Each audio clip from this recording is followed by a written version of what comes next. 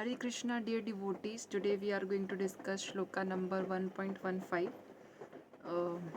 It is like this. Panchajanya ऋषिकेशो Devdutt Dhananjay पौंड्रधम्मो Mahashankh भीमकर्मावृकोदरः। भगवान श्री कृष्ण ने अपना पांचजन्य नामक शंख बजाया।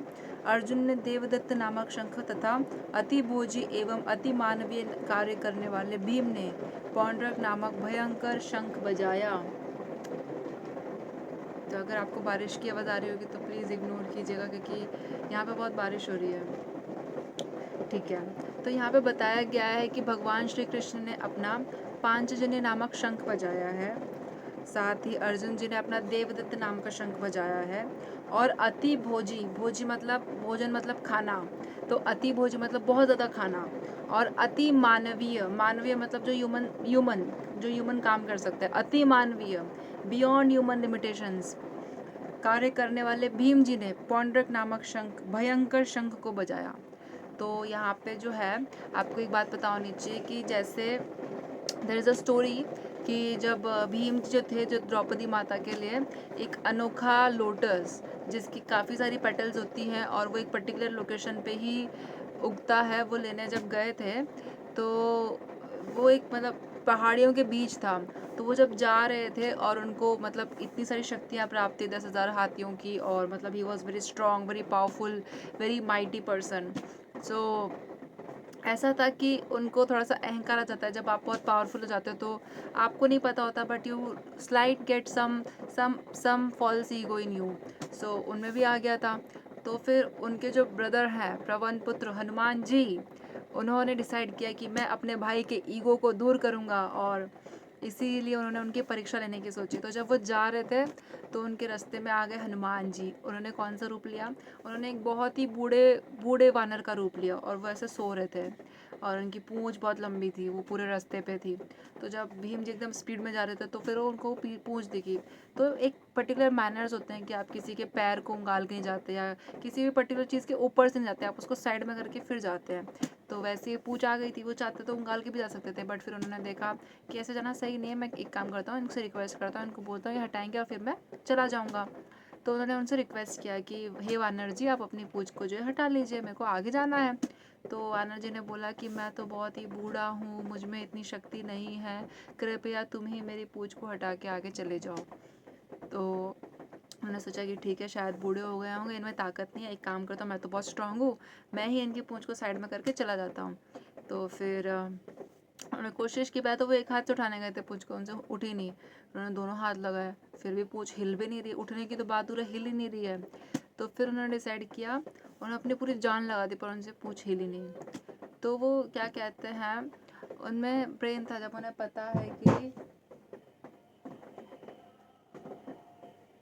जब उन्हें पता है कि सामने जो है अगर कोई ऐसे पर्सन है जो क्या कहते हैं मतलब बहुत ही स्ट्रॉन्ग है और मतलब मैं कुछ नहीं कर पा रहा हूँ, तो उन्हें रियलाइज़ होगा कि ये कोई आम इंसान नहीं है, ही इज़ समवन ग्रेट। तो वो उनसे रिक्वेस्ट करते हैं कि आप, मैं अपनी जो है मेरे से जो गलती है इसके लिए मुझे क्षमा कीजिए, कृपया आप अपने अपने असली रूप में आइए। तो वो उनके असली रूप में आते हैं, वो हनुमान जी बन के आते हैं। तो फिर वो उनसे बहुत माफ़ी मांगते, बोलते कि हे वानर श्रेष्ठ, मुझसे बहुत बड़ी भूल हो गई कि मैं आपको ऐसे ही साधारण वानर वानर समझ रहा था, और मैंने आपका मजाक भी उड़ाया, और मैं आपको ऐसे कमज़ोर समझ रहा था, पर आप तो पवन पुत्र हनुमान जी हैं जिन्होंने श्री राम के साथ युद्ध लड़ाया, तो आप श्री राम जी के भक्त हैं। तो वो बोलते हैं कि मैं आपकी क्या सेवा कर सकता हूँ। तो हनुमान जी बोलते हैं कि देखो, तुम भी पवन पुत्र हो, मैं भी पवन पुत्र हूँ, हम दोनों ब्रदर्स हैं। तो क्या कहते हैं, मुझे तुम्हारा जो फॉल्स ईगो था वो ख़त्म करना था, और तुम्हारी परीक्षा भी लेनी थी, तो इसलिए मैंने तुम्हारे छोटा सा टेस्ट लिया, और इसी टेस्ट के साथ उन्होंने जो है भीम जी का जो है घमंड भी तोड़ा। तो भीम जी उनको बोलते हैं कि हमारा भविष्य में जो है ना धृतराष्ट्र के पुत्रों के साथ युद्ध होने वाला है भगवान, तो आप हमारे साथ उस युद्ध में पार्टिसिपेट कीजिएगा। तो हनुमान जी बोलते हैं कि मैं तो नहीं आ सकता, पर मैं ये कर सकता हूँ कि मैं तुम्हारे भाई अर्जुन की जो ध्वजा होगी ना उस पर विराजमान हो जाऊँगा, और तुम्हारी जो चित्कार है, जो तुम्हारी चीख है, तो जब तुम चिल्लाओगे तो तुम्हारी चीख में मेरी चीख भी शामिल होगी। तो जब भी भीम जैसे उनकी जब वो चिल्लाते थे ना सामने वाले अपोजिशन पार्ट सेना के ऊपर, तो उसमें हनुमान जी भी चित्कार होती थी, तो वो इतने ज़्यादा भयानक होते थे कि उनकी चित्कार से ही काफ़ी सारे जो लोग थे ना वो मतलब उनका बोलते ना हार्ट फील हो जाता था। इतनी ज़्यादा स्ट्रॉन्ग उनकी आवाज़ रहती थी, इतनी भयंकर आवाज़, इतनी भयावह आवाज़ रहती थी वो बेसिकली।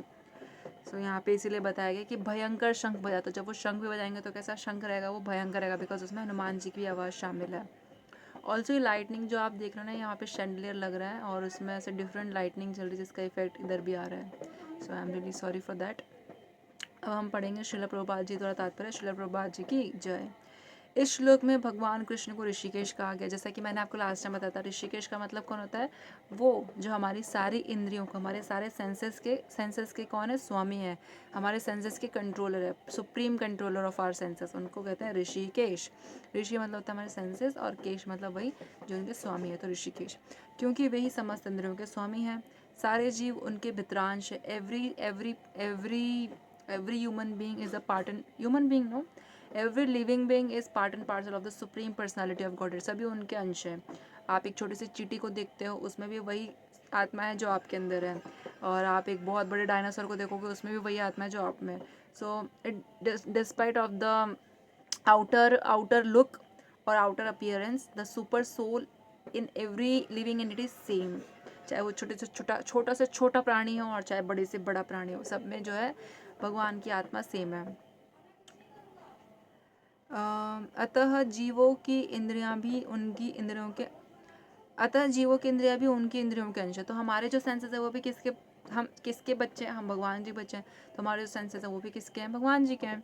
ओके। चूंकि निर्विशेषवादी जीवों की इंद्रियों का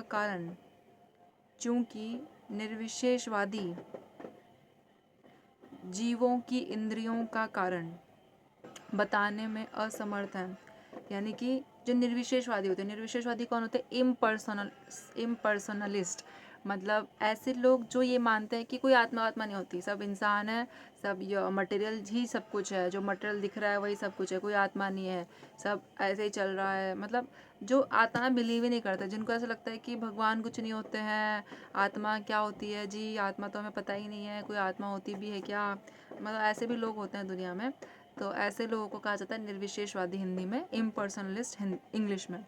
चूँकि निर्विशेषवादी जीवों की इंद्रियों का कारण बताने में असमर्थ है, और वो लोग ये नहीं बता सकते कि आपके सेंसेस की रीज़न क्या है, what is the reason behind your senses. आपकी स्किन के ऊपर मैं एक पिन मारती हूँ तो आपको कैसे दर्द होता है, पिन टूट जाती है तो, या मतलब होता है ना कि आपको ठंड लगती है, आपका मैं हाथ बर्फ़ के ऊपर रख दूँ तो आपको कैसे सेंसेशन होगा कि नहीं कुछ ठंडा है।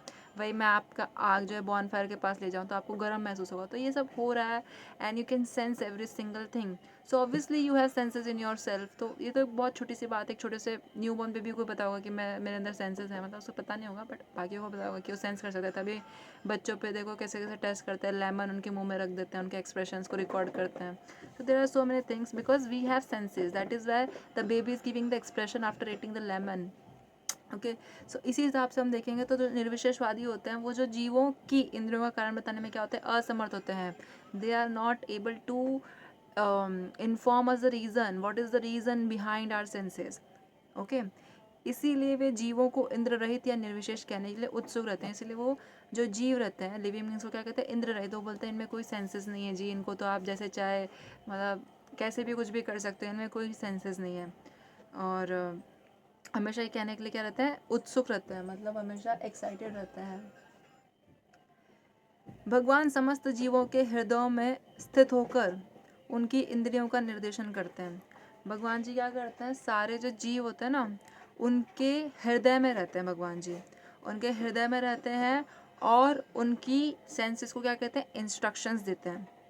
किंतु वे इस तरह निर्देशन करते हैं कि जीव उनकी शरण ग्रहण कर ले, और उनके इंस्ट्रक्शंस इतने प्यारे होते हैं कि आप उनके उनके उनके शेल्टर में चले जाओगे। आप बोलोगे भगवान जी आप ही मुझे गाइड करो, मैं आपकी सारी बातें सुनूंगा, आप हो तो मैं हूँ, ऐसा हो जाता है। किंतु वे इस तरह निर्देशन करते हैं कि जीव उनकी शरण ग्रहण कर ले।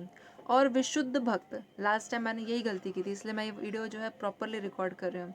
देख रहे हैं एक छोटी सी गलती आपको, क्योंकि we should always be like कि हम गलत मैसेज नहीं दे सकते आपको। अगर आप पहले मतलब बोलते हैं ना चीज़ों को अच्छे से एनालाइज करो फिर बोलो। तो मैंने इस वर्ड को मुझे नहीं पता था इसका इतना गहरा मीनिंग है। फिर बाद में मैंने जब वीडियो देखी, मैंने सुना, फिर मेरे को ऐसा लगा कि I have said something wrong. फिर मैंने जाके इसके ऊपर अच्छे से एनालिसिस किया, फिर मुझे रियलाइज हुआ कि मैंने गलत बोला है। फिर मैंने डिसाइड किया कि मैं वो वीडियो डिलीट करूँगी और नया वीडियो बनाऊँगी। तो विशुद्ध भक्त जो है ये शुद्ध भक्त से भी ऊपर आता है। शुद्ध भक्त, तो आप जानते हो शुद्ध भक्त कौन होता है।